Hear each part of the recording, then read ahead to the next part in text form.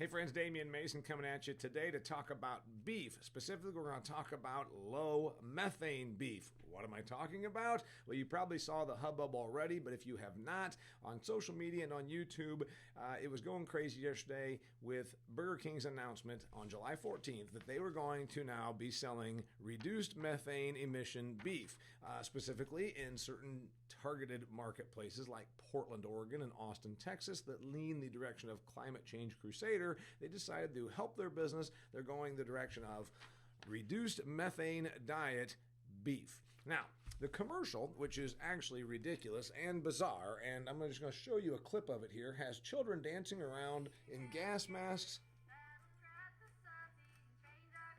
And the most irritating song since Cars for Kids.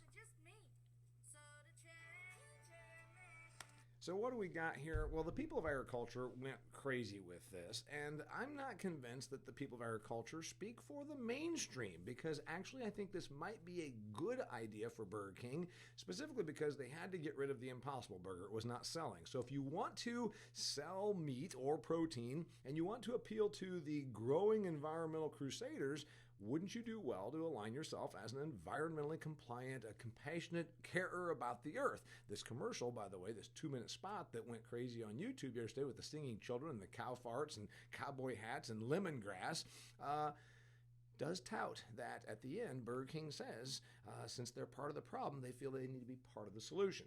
Now, there's a little bit of misguidance here in that, first off, cattle, livestock, all of livestock production in the United States of America is less than 3% of greenhouse gas emissions worldwide. So it's really not this whole problem that we keep being told again and again that we are the reason that the climate is changing because you're eating meat. But that's the environmentalists wanting to control your dinner plate. Bigger thing here is Burger King is trying to sell food. They really don't care. I mean, whether the farmers like them or dislike them. We always think in agriculture, oh, well, those Bud Light people said bad things about corn syrup. We're a small part of the population. The reality is you got to appeal to Main Street consumers, suburban consumers. So this could actually be beef positive. If you are giving people license to come and eat cheeseburgers, and they can also say, oh, but this is a reduced methane burger, so therefore I can still have my Whopper, but I still saved the earth. You see, it gives them license to do what they want to do, which is eat meat.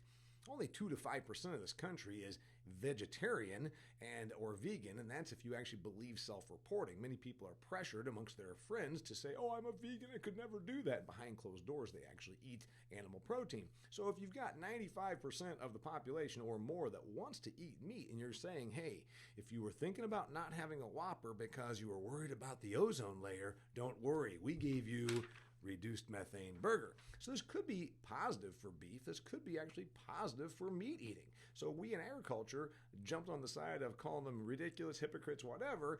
And the truth is, I thought the commercial was dopey, dorky, stupid, just the same as you, not to mention extremely bizarre. Kids dancing around coming out of cow butts made out of plywood. Watch the commercial, you'll know what I'm talking about. They've got everything in there from shrinking glaciers to cows' emissions coming out of their burps. It's really, again, watch it.